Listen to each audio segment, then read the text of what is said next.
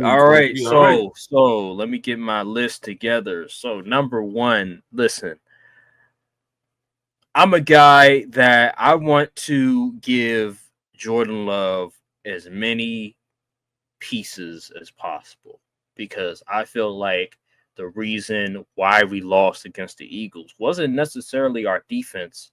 I believe it was the offense, and it's because our receivers are just not good. They drop a lot of passes. They're not always separating that well. And you put a lot of onus, you put a lot on the shoulders of Jordan Love to improvise, create something out of nothing. When that shouldn't be the case. I believe Matthew Golden should be the Packers' number one priority in the first round because he does everything the Packers need, which is he's an X receiver. He separates. He has great hands. He can run the route tree. He would be a perfect fit for the Packers. He's not the tallest. He's 5'11", but he's fast. He's athletic. He has great hands. He could play in any weather that shit. He could play in cold weather. He could play in warm weather. He could play in windy weather. It does not matter. Now, he played in Texas. I understand it's really warm in Texas. But, no, he had to go out in the Big Ten. Well, not big. Well, he did play Michigan. But he had to go out in certain places and play, and he was fantastic. Now, the production isn't on the level of a Emeka Ibuka, where he's getting like over 1,000 yards, like double-digit touchdowns. But when you watch the film, you see Matthew Golden's capability. And this dude right here is the number one receiver, in my opinion, in the NFL draft, and he would fit perfectly for the Packers. Now, number two, I'm going receiver again. I'm going Ted McMillan. I believe his size, his speed at his size, and his catch radius is what I like most about Ted McMillan, and he will bring a lot to the table for the Packers if he would be selected, especially since Christian Watson, who is 6'3", 6'4", our speed guy, he's going to be out for majority of the season because of, I think it was either Achilles or ACL injury. So you need to figure out a way to fill that void. And I believe Tech McMillan could do that. Now, he's not the speedster. Obviously, he's not the speedster of a Christian Watson, but put a guy in that's an X receiver that is being comped to like a Drake London, a Mike Evans. We need somebody like that because we don't have anybody on that roster with that capability of potentially being a number one guy. And I believe Ted McMillan in that offense could potentially be a number one guy if he's locked in. When I mean by if he's locked in, he's watching film. So that's always a concern. But put him in the Packers situation, they're gonna get him right. That's how I feel about.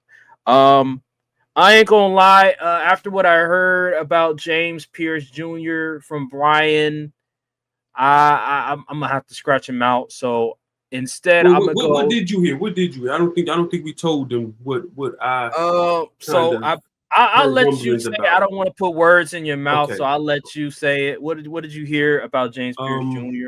So what I've heard about James Pierce Jr. from a guy that has been, my my day job is doing. I'm a producer for a sports show.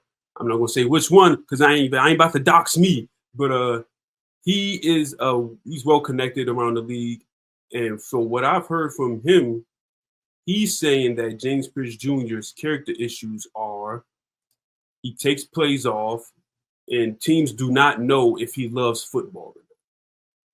They say he has effort issues and things of that nature. He can look disinterested at times, and it's not a really good look if you're looking for. A lot of teams care about that kind of stuff, so that's why you see him falling lower and lower in the draft.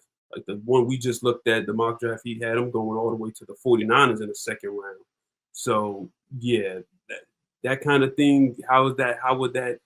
Green Bay doesn't really look for guys like that. They're very culture heavy team and getting guys to buy in into the system and all that. You wouldn't be able to guarantee that with the James Pierce Jr. for a team like Green Bay. So it makes sense why they would pass on him in that regard.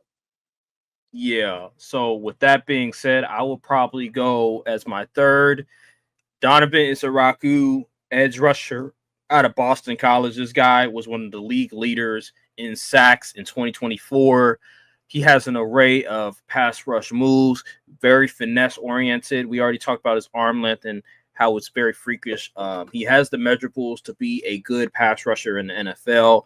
I believe he would add a lot of value to this Packers team. And his former coach is the DC of the Packers. So I think he would fit perfectly in the scheme. He understands the scheme. He understands what our DC wants from him, and I think he would add a lot of value to this team.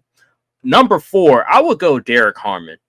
This guy right here, man. I've been hearing Walter Nolan. I've been hearing Kenneth Grant. But Derek Harmon, to me, he's more of a floor guy than a high ceiling guy. I've been hearing that he doesn't have one great trait, but he's so good at everything. So what I'm saying is that he doesn't have that A trait, like A plus A trait, but he has a lot of B pluses in his arsenal. And what I love about him, he can pass rush and he can stop the run. So you can move him around. He's versatile as a D tackle, and that's what I love. I feel like in order to be a great defense, you need to have versatility. And I believe with the Packers, this will be a great pick because he can rush the passer and he can stop the run. He can make everybody on that D line better. He has an array of different moves. He doesn't he's not the flashiest. He's not going to dance a lot. He's not going to do all these different things. He's not going to pop off the screen like a Chris Jones or Aaron Donald type player. But he is incredibly productive. He is 6'5", ran a 4.95 and is 313. And his arm length, I think, is like 34 inches. Like, the dude has the measurables, man.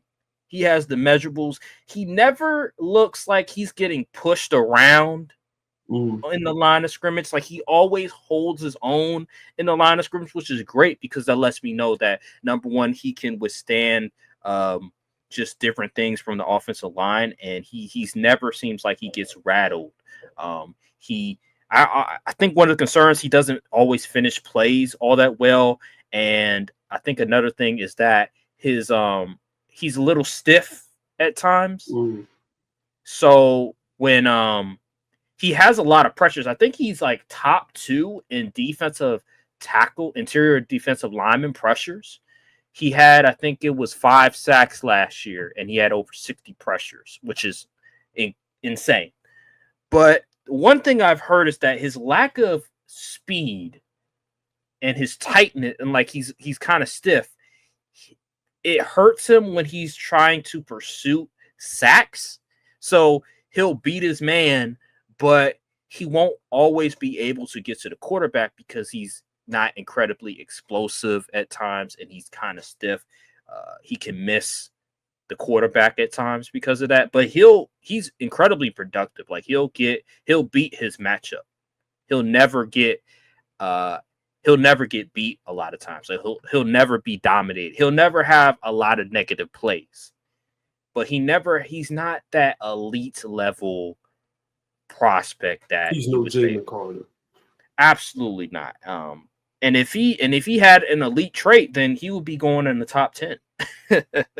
But he's really good at almost everything. He doesn't have a whole lot of flaws in this game. He's really a complete defensive lineman. He's an interior defensive lineman. So I would think he would day one be a very good, impactful player for the Packers in general. So I would go Derek Harmon at 4, and number 5. Because James Pierce Jr. is out of this scenario, I have to rethink a little bit because we need pass rush and we need a wide receiver, but we also do need a corner. So I would say Maxwell Harrison would be number 5. I wouldn't love it, but I kind of understand it if the Packers are saying, all right, Jair, we're going to have to trade you, because we're not going to give you the money that you're requiring. He's injury prone. I've been hearing Jair Alexander in the news a lot about trade packages. So I could see Maxwell Harrison being number 5 for me because, Jair, he's getting up there in age and he's making too much money and missing a lot of games. So I would go him at 5. So that's my list. I'll repeat it again. Matthew Golden, Ted McMillan, Donovan Izaraku, Derek Harmon, Maxwell Harrison. So those are my top 5 prospects.